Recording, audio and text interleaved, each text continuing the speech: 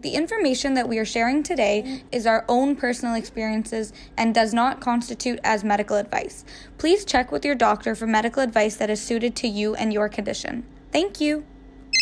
Hi, everyone. Welcome back to Take a Pain Check. Today we have Sarah Fisher all the way from California, which is a long ways away from where we are in Toronto. She lives with JIA and she has crazy great involvement in arthritis initiatives such as the Arthritis Foundation, and she's a competitive swimmer. So without further ado, here's Sarah. And can you just start us off by telling us a little bit about yourself? Hi, I'm Sarah. I'm from California and I'm 17 years old.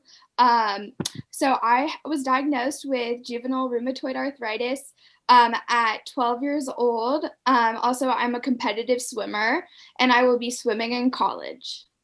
Have you already have you gotten offers and stuff? Yes, I actually just had my signing day. So, like the official commitment, I signed on Thursday. So it's all official. I'm going to Babson College, which is like a small liberal arts school in Massachusetts. Wow.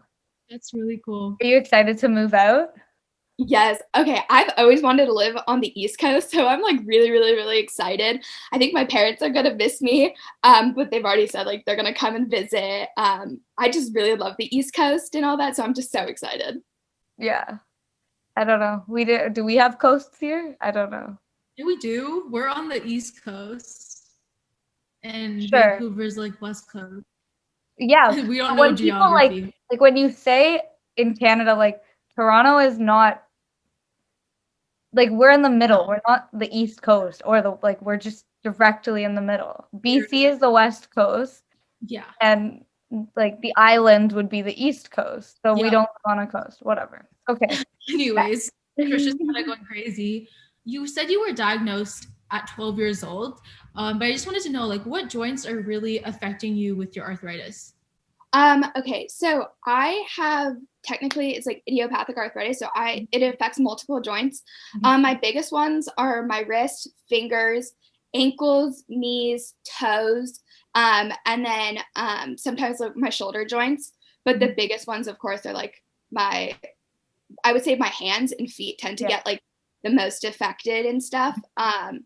But yeah. So technically, like you could get it all over. Something that was so interesting that I didn't know. Apparently, you could get like uveitis, which is like sort of like inflammation of the eyes, which I had no clue Mhm. before I was diagnosed that that could happen. But yeah, luckily I don't have uveitis. So I actually have the exact same arthritis as you. And like I definitely agree with you. I definitely feel it in my hands a lot more than I think anywhere else in my body. And even like in my shoulders, but I don't know, like technically you shouldn't have arthritis in like I was never diagnosed with like shoulder arthritis. Like I was never told that it would be there or it was one of the joints affected, but I feel like it's one of the joints that inflames the most. Yes, yes. I that's what I find like because like my hands and like your I use them for like writing and all these things and then Mhm. like also like feet from like walking and standing. Like any joint that I use the most like always ends up inflamed Yeah. and it like sometimes sucks, but you just have to push through it. Yeah. Yeah. Yeah. So what was your initial feeling about your diagnosis? Okay, so for the longest time, we did not know what was going on. I pretty much was so swollen all the time in so much pain where like if someone actually like touched me, it would hurt because my joints were that sensitive Mhm. before I was like put on medications and stuff. And actually interesting enough, we didn't know what was going on, so I ended up getting hospitalized and I was in and out of ERs for like a week solid because I was in so much pain that like they didn't know what was going on. And I finally got diagnosed. And like part of me was like so excited to know that like we figured out what's wrong and we can find a course of treatment that would work. But also like another part of me was like really just terrified because like as a 12-year-old, you're getting told like, Mhm. oh, you have arthritis.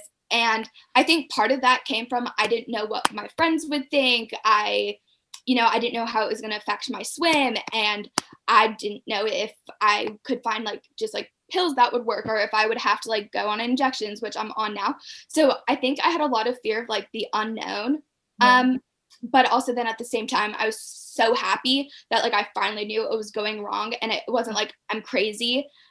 Because like sometimes, which is so sad, is like sometimes doctors feel like, oh, you may be making this up or like you want attention and stuff. So actually like knowing that like my pain is real and it's not like something you like I was thinking or making up was like it was so good to like finally know that like there is like a diagnosis and like treatment plans. And honestly, my doctor is like the best.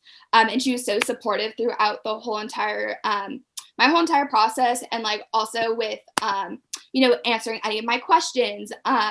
She would answer like any of them. And so honestly, it was a mix between, oh my gosh, thank goodness, like I know what's going on and what does this mean going forward? Trish and I were she was diagnosed at 11, I was diagnosed at 13. So you were right in the middle. Yes. And I feel like we felt that way too, sort of like we finally knew that this was what it was. It gives you some sort of relief because you're like, okay, like it's not growing pains that everyone assumes it is, right? Yeah. I also have the same arthritis as you. So we're all like somewhat twins, you know? Anyways, so you feel it was just so much harder because you were like in your preteen years?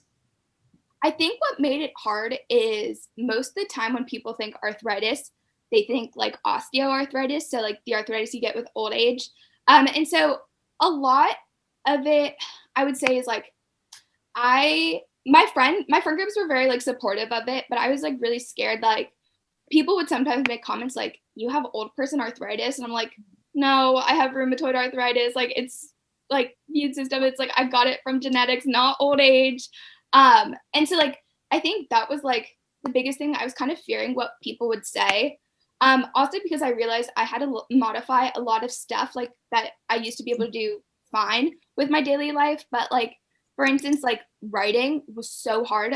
And so like, you know, when I would take my laptop out to a type of assignment instead of like writing it, like my peers would sometimes make comments and I'm just like, that was like really hard sometimes. And also just like when people were like, oh, you're too young to have it. I'm like, no, kids get it too. And yeah, but it would like I said, it gave me peace of mind knowing like what the diagnosis was and all that.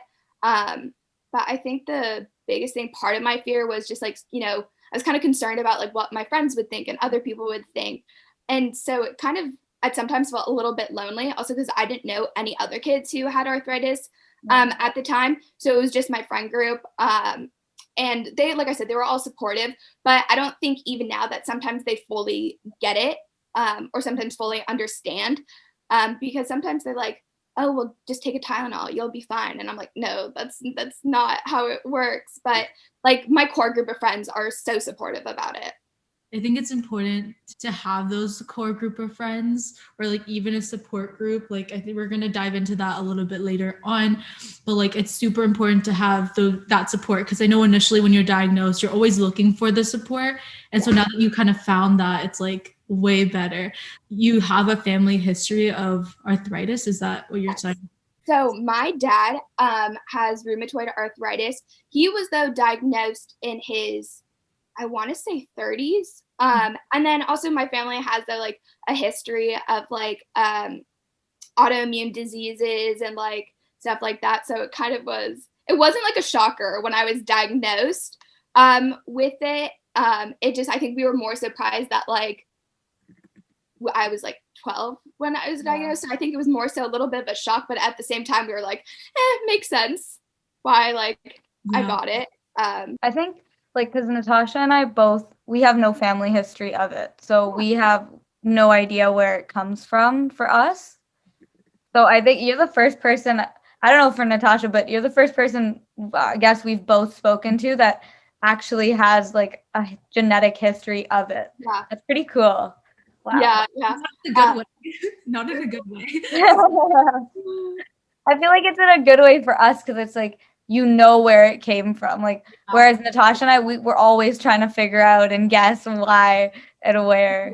Yeah. I would, yeah. So it wasn't like shocking. I don't think also any of my family was shocked too when like we told them about my diagnosis. They were like, everyone was kind of like, it makes sense, but also at the same time, like we were shocked that we didn't get it diagnosed until 12, which we think that like Well, my doctor says that between like all my symptoms, I think I've I've always had it. It's just I always thought that like the pain was kind of normal to the point it got so bad. And then Yeah. I was like, okay, that's not normal. Yeah, I definitely understand that because I feel like you live with it considering it to be your normal. It's kind of like when you get glasses, like Yeah. you're always looking, you're outside and you're like, and you put the glasses on, you're like, whoa, like this is what the world's supposed to look like, Yes. you know? So Yeah. I feel like yeah, that's definitely it's such a difficult road to tread on to, and especially being so young, people are always telling you that your pain might not be real and your pain isn't what it what it feels like to you, and you're being extra or like you're being dramatic. People Yeah. are so quick to brush kids off with their pain. So I Yeah. feel like that also plays a factor into why we do get diagnosed, like because what I've heard, like I think mostly I've heard either people get diagnosed like as babies or they Yeah. get diagnosed like preteen years. Yes. So Yeah. there's like Didn't know. really a big gap there. Yeah. Also, what was so interesting, what I didn't know is apparently it's also harder to diagnose in kids than adults, rheumatoid arthritis, Mhm. especially because sometimes like you don't have the I don't know exactly what the markers are, but like it doesn't show up like in the blood panel that they do. Mhm. So for me, I didn't have the markers, but all my symptoms lined up with juvenile rheumatoid arthritis. Mhm. Um, and also what I realized is, so I saw like I think three different doctors before I was like diagnosed, and each had a different opinion of what it was. Some said growing pains, some said it was just like AMPS, which is amplified pain syndrome. And then the doctor I go to was like, we think she may have AMPS, but it's also this like rheumatoid arthritis component. So it's kind of interesting though, like how each doctor has like their different diagnosis of what it is, and Yeah. also how they would treat it.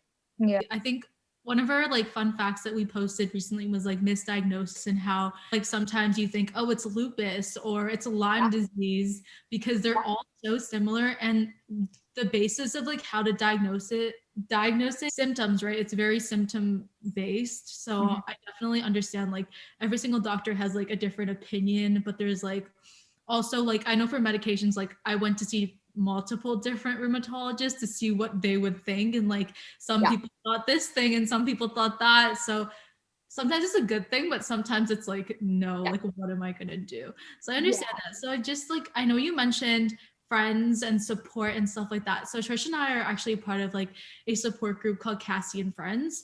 And so it's like for like rheumatic diseases, and it's a charity organization. And that's how we pretty much met. So we're a part of TAG, which is like the Teen Arthritis Autoinflammatory Group Leaders. So we just want to ask, like, how did you find support in the States? Or like, is there something similar to that where you like do activities and events based on arthritis? Like, what's available? Yeah. Okay. So there's this camp called the Painted Turtle Camp. It's right by like Six Flags Magic Mountain area. Like yeah, I don't know exactly, but I know it's called Painted Turtle. And I went there actually for their family camp last November, like before COVID. I went with my parents, and that was like a great experience. And actually, that was the first time I met teens with other like rheumatoid arthritis and like other autoimmune diseases.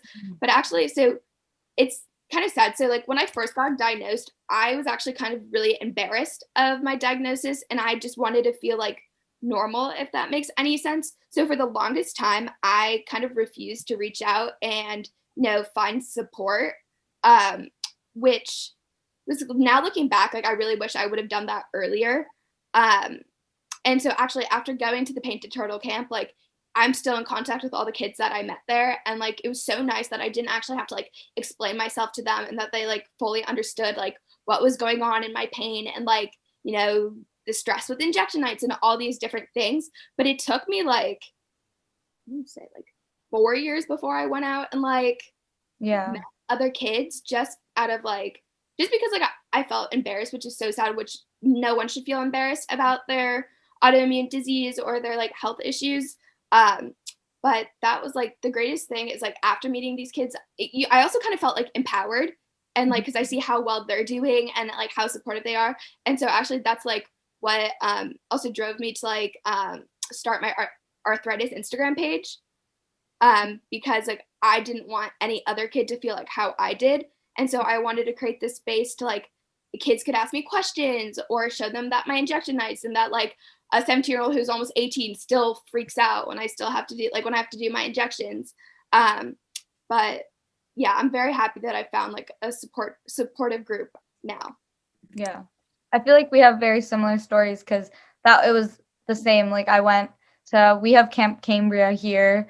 And I think I went there when I was 14 or 15. And you know, when you're just at an awkward age between 11 and 15 that like you kind of have to grow up super quick because you have to deal with a bunch of things that not normal, but like, you know, like you wouldn't have to deal with in a normal childhood. So I think that was kind of like the first time I met people who also had like the same disease as I did. And it was definitely the first time where I got to like open up and like really actually like talk about it kind of thing.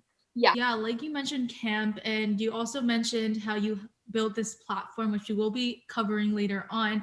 I kind of wanted to like step back and talk about healthcare and like rheumatology in the States because we're from Canada, and like how it differs, medication and appointment costs, and if that is even a thing because of insurance and all of that. So I guess the first thing I wanted to like cover is that like in Canada, like we can talk to our rheumatologist and they can ask for a grant from the government to pay for like our biologic medications, or like it could be covered through like our parents' insurance and all of that. So there's like a few different options because we do have like free healthcare. So how does it kind of work for you in the States in terms of like rheumatology? I am on my parents' insurance, so my medication gets covered through that. But okay, so I see the rheumatologist up at UCLA, Dr. Hoffman, and the way it worked is we needed so my pediatrician was the one who called and actually booked the appointment there for me. But I'm trying to think. So usually if you have insurance, you can go to pretty much any rheumatologist, I think depending on your insurance. But also in the United States, like healthcare is, I think, a big problem. Like there's so many people who don't have it, or you know, they do have insurance, but then their insurance won't cover any of the medications. And as you guys know, medications are not cheap. Yeah. Like my injections, I think, are over a couple $1,000s per pop, which is like insane. And so I think there's an issue where some families are very fortunate to be able to be covered by insurance, but also some can't. So it's like it's the healthcare system's kind of like, I'm not gonna lie, like a mess in the US with stuff. Because I know so many kids who like also even if they have insurance, like sometimes like the insurance will refuse to like send them their medication. That actually happened with me. So I recently switched my medication because my Enbrel stopped working. And so now I'm on Simponi. And what happened was the insurance, like we went back and forth for a solid 4 weeks before they sent my injection. So I was actually off an injection for about a month, which was really painful and also frustrating because all it does is like it creates more work for my doctor, and then my parents are having to deal with the insurance company, and then also I'm just like over here like I'm in pain, like that type of thing. So the insurance sometimes, like, yes, it's like great and it helps a lot to have insurance to get your medications covered and with your appointments and stuff, but also at the same time the insurance companies suck and they sometimes will just like refuse to send it because in a year if they don't, let's say, send you one or they wait to approve it, then that's like a couple $1,000s they save on their end. So it's kind of this like I honestly think it's a big issue in the United States and we need to like rethink the healthcare system. But it's just more so I feel like so bad for the families who like, you know, the insurance won't cover their medications. They have to go back and forth and like fight them. And it's just like, I wish there was like a more simpler way because I always feel at the end of the day, it's like the patient who gets hurt, which like just sucks. And also like going through that, like recently with like being 4 weeks off an injection because the insurance like kept like declining our, my doctor's like the approval of it. That was just is just not fun. And it really like that was kind of like an eye-opening experience. Like I never like, because my parents deals with the insurance and stuff, but I never realized actually how like complicated and time consuming, like sometimes like fighting with the insurance companies to get your medications. So it just like, my heart goes out to anyone who like sometimes like when the insurance like doesn't send like their medication, like I feel, and it's the most frustrating thing. And also like I just wish there was like a simpler way that like people can get their medications that they need. Wow. I can't believe they would withhold medication from you. I don't know about you, Natasha, but I like my insurance doesn't have to approve the medication. Yeah. Like if I just take it to a pharmacy, they'll fill it because the insurance is directly like related to my health card. So like just showing my health card shows them that my insurance is like, I don't know, but I've never had, and I don't even know how I would feel if the insurance company withheld my medication from me. Yeah. It's just, it's just frustrating at the end of the day. That's what it comes down to. And it kind of sucks that like we in the United States have to like get an approval of it, and like the insurance company, if they feels like it, they could just like decline it. That's what they did for me, and it was 4 weeks. So like honestly, you guys are so lucky that you can like just take your prescription and like any pharmacy will like fill it. I relate with like Trish. I haven't had any major issues, and if my doctor just sends the pharmacy the prescription, it's like fine, and I can like they do have like a tiny process for like biologics and stuff like that, but like not to the point where they actually won't give it, because like with that doctor's note, they're okay with it. There are major differences, but like it hasn't totally like drastically affected you. Like you're okay. Yeah. Like I still like after that little hiccup, I've now started my new biologic, and they now ship it to me monthly. But it definitely was frustrating until they sent it. Yeah. I feel bad for my parents because they literally had to like keep calling the insurance company to get it like approved and stuff. And it's just exhausting. Like I wish like it was more simple. Yeah. Since we covered a very interesting topic, I think we're gonna go back to the JRA Warrior that you mentioned. So you did mention that you have created this platform for other kids and youth on your Instagram account, and I've seen it before and it's super cool. So before we get into that, how did you actually start advocating for yourself rather than others? In terms of like, okay, so like I mentioned, after I went to like the Paint Tutorial Camp, it was kind of like really empowering. And I also like saw all these kids who, you know, they owned it. They were like, yes, I have this. It does not define me. But also they were so open and like willing to like share their tips and tricks, like with injections and just like daily things. And so I started back. So I signed up for my first, after that, I did my first Arthritis Foundation walk. And part of that was actually like fundraising. And so a lot of people, like, if I didn't tell them, they don't know. And so part of my fundraising, I actually got up and spoke in front of my school about my arthritis and why the walk was important. Also because I was wanting, like, you know, if other people wanted to walk on my team or like donate and stuff. But that was like my first, I guess, like real opportunity to like share my story, because most people like did not know I have juvenile rheumatoid arthritis, because like it just doesn't come up, and I don't like the idea that sometimes then people are like, oh, like she's the one with arthritis. Like I don't want it to like define me, if that makes any sense. But so after I shared my story in front of like our town meeting at school, that was like the first real time I was open about my arthritis. And then after that, I started like seeking more ways to like, you know, kind of like share my story, also help others. And that's when like I got the idea back in the original quarantine. I started my Instagram page. I mean, I didn't expect it to like take off as it did, if that makes any sense. I kind of was doing it and I was like, oh, like if anything, maybe I'll like educate some of my friends or whatever. But I didn't like realize how impactful it has been. And also, not to mention, like I've now found a whole arthritis community. And it's been so helpful, because like on days that like, when I started my new injection, I was so nervous, and I asked if anyone else was like on Enbrel and Simponi, and they were like, they reached out to me like, oh yeah, we're on it, like do this, like this should help with your injection night, and like all these things.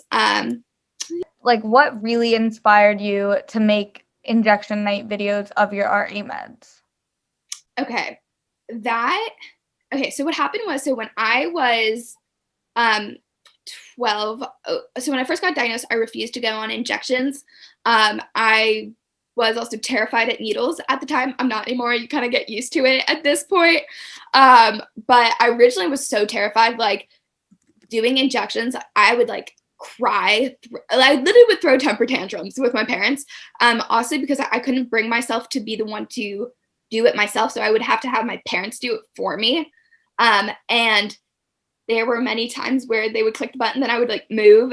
And so that was like part of the issue. So I just, reflecting back, like I realized how hard injection nights are, and also how like I said, none of my friends at the time, like none of them had to do injections. And so like I couldn't really like talk about it with them. And so I started to realize that like, sharing my injection videos may make people who were in similar situations feel more comfortable with their injections. And also like the biggest thing is like I realized a lot of kids sometimes like feel bad that like they cry during their injections because it hurts and stuff. Cause like the medication hurts like really, really bad, in my opinion. And so I just kind of wanted to like share like my process and things that like worked for me or didn't work for me, but also like just to show them that like if you cry, it's okay. It's okay to be nervous. It's okay if you have like your parent do your injection. It's okay if you do it like yourself. And it was more so I just wanted to be like a source for kids who maybe are learning to do injections by themselves for the first time or about to start an injection. And also like there's a bunch of like little kids whose parents follow me, and they said that like, after seeing their like my injection night videos, like it's become a lot easier on them. Like the kids, like they're more like seeing someone who is open about it, and like, I just want them to know that like it's okay to be like afraid. Like I still get afraid every time I have to do my injection, and I still sometimes need my parents to like hold my hand. And so I just wanted to like kind of share my experience, and also like just be like a source of like if you need to learn to like do your injection, or you want to know tips and tricks to like how to do it by yourself, and all that. And so that's kind of why I started sharing my injection videos. I mean, hey, you're one step ahead of Natasha over here, who still goes to the doctor to get her injections. Yeah, you're so confident. Like I see you on Instagram, and you're like so prepared to give yourself injections, and I am terrified. And I'm like, yo, how is this girl so confident? And like you're like so ready to put yourself out there. Like I was telling Trish, I was like, how does she do that? Because I have to go to the doctor like every single like week to just get simply like methotrexate, and you are on biologics and stuff, right? Yes. Well, okay, so my doctor, so I live in Orange County, which is about like an hour to an hour and a half away from LA, depending on traffic. So my doctor's all the way up in LA. And so honestly, the very first time like I was doing injections, that probably would have been better, but like we were like not going to drive every week an hour and a half to do them. So my parents and I had to learn. But to be honest, it takes me sometimes like a long time to do my injections. Like I had one a couple weeks ago, and like I tell myself, oh, I'm gonna do it on the first like countdown from like 10. Like like 15 tries later, I finally do it. Like I still get terrified to the point where like even though like my new injection doesn't hurt, like it's not painful, which I'm so like happy about. I still like just the idea of like having to press the button and like know you're putting a needle in yourself. Like that's just like it still terrifies me. And so sometimes like when I edit my injection night videos, like it's just like a solid of like 5 minutes of me saying like, okay, I'm gonna do it now. And I just like don't. And so it's funny. So my dad like and mom, when I do my injections, they're like, okay, take 20. Let's see if this time we'll do it. But no, so like even though I do them, I still get terrified, and I've been doing injections for a while now. And it's still scary every single time, even though I know it won't hurt. And it's like only like a quick thing. Yeah. I mean, like my dad used to give me my injections when I used to get them done. And I think I got them done for like a solid 5 years or so. And my dad used to give them to me every week. And I refuse to ever give, like, it was a line I will never ever cross. Like, I will never give myself needles. And that it it's just there. I know I'm not gonna cross it. My doctor knows I'm not gonna cross it. But he had like the hardest time doing it. Like, and it was the same thing. It was like you're stabbing your kid Yeah. with a needle. Like it's the same mental block. Yep. I kind of okay, so my like I mentioned before, my parents used to be the ones to give me my injections. But I actually my parents have been encouraged me to like try to do it by myself, especially because I'm going away to college. They're not gonna be there to do it with me. So I did my Enbrel injection, like that was like one of my first injections I ever did by myself without holding a hand. But like even though I'm the one to press the button, I still need like, if this makes sense, like my parents there, or like even just like my sisters are like a close like friend, just because it's a stressful Yeah. process. And like even though like I do it myself, it's still like it still freaks me out. Like knowing that I'm like putting the needle in me, like it's just it kind of just makes me like, ugh. It's moral support. Yep, always needed. So we're just gonna quickly jump into competitive swimming because I know that is a strength of yours. So can you like tell us like when you started competitive swimming and like what you actually love about it and how it affects your arthritis? Yes. So I started swimming when I was 5 years old. I used to hate swimming. It took my parents like I didn't learn how to swim until I was like 5 because I was terrified of the water. But then my older sister, she was a swimmer. And I wanted to be like her. So I just told my parents I'm going to join the swim team. And they were like, oh, that's great, but you don't know how to swim. So I motivated myself to learn how to swim. And then after that, I started competing around, I would say 6 years old. And I just kind of like fell in love with the sport. Just something about like swim. Like I have a lot of my friends are like on the team, so like that's like a nice like social aspect. But just like the sport itself, like I think it's so fun, and it's also like as much as it's like a physical sport, it's also like a mental sport because you have to like push yourself and like keep going during like races to like break your like times and all that. But yeah, so I love swim and I got into it when I was about 5. Um, and so at the time, like before I was diagnosed, I was fine right until like 12-year-old. I was 12. Then things got like kind of difficult. I couldn't finish practices. I would be in tears, like crying because my body would hurt so bad.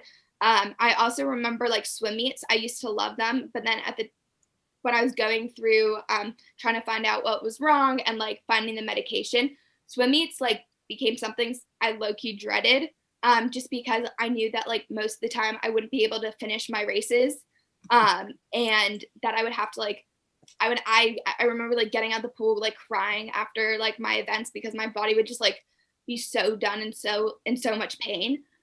So I truly thought that possibly my swim career would have been over. But honestly, if it wasn't for my parents to convince me to like keep at it and they told me to like talk to your coach, see if you can modify practices, do what you can, but like stick with it. And honestly, that was the biggest thing that I'm so thankful for because I was so concerned that like my swim career would be over, but they encouraged me to keep at it, and like that's paid off because now I swim in meets and practices and I'm fine for the most part, but like on my bad days I still have to sometimes modify practice. But like it's kind of crazy, like sometimes I think like, oh, what would my life be like if I quit swim and didn't keep with it. And like I just like I'm at this point where I like can't imagine my life without swim. That's how much like I love it. And like the biggest thing what I've learned with having my juvenile rheumatoid arthritis is that like don't limit yourself, like just because you have this autoimmune disease and just because like yes you're in pain, like find ways to modify the things that you love to do and like don't quit, and just like keep at it. Like it's I know in the moment like you may want to quit and stuff, but like just you have to stick with it, and like you will see it in the long run, like once like your medications all figured out and like it will all work out. And like I'm just like so thankful that I stuck with it, and like I'm also really happy that I didn't let my arthritis define me, because like now I'm like swimming in college, and like I've been so I guess like in a sense like successful with it, um that like it comes down to, I think, a lot of like also positivity and keeping like, staying positive, which is sometimes hard to do, but that's like helped a lot with convincing me to like stick with swim. A lot of it's like it's a mental thing. Like you have to want to be like you have to want to be better for yourself to be better. And because like I'm a swimmer too, and I know like swimming is one of like the best sports for arthritis, but to be swimming at a very high level is so tough because your recovery time is not the same as everyone else's. And to learn that is so hard. So kudos to you, girl. Good for you. We are running a little bit late. So last but not least, what advice would you give to youth about injection nights or just advice about anything? I would say the biggest thing is, keep positive. I know sometimes like when you're in the thick of it, it's like really hard, and to, to kind of to like just look at the bright side. I think also mentality is the biggest reason why I've been able to like keep swimming and doing the things that I love. Um, because I know people who are so sometimes negative about having arthritis and all that, but like if even on bad days when you stay positive, I think that tends to help a lot. And also like in terms of injection nights, like I everyone who does an injection, like I don't care if someone else gives it to you, you do it yourself. Like you are brave and so strong that you can like do that.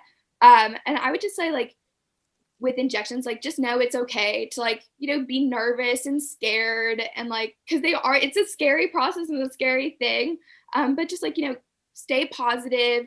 Also I say I would like be open, and kind of like be open to growth. I think the biggest thing that having arthritis in such a young age that I learned is how to be like a self advocate. And also I learned how to like stay in tune with my body and know what my body needs. But yeah, I think that's like.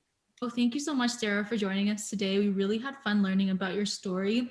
Everyone, make sure to like, comment, and subscribe. And if you're listening through our other platforms, be sure to download it. Also, we have linked the camp that Sarah went to, as well as all of Sarah's social media. So check those out as well. And we will see everyone next week on Take a Pain Check.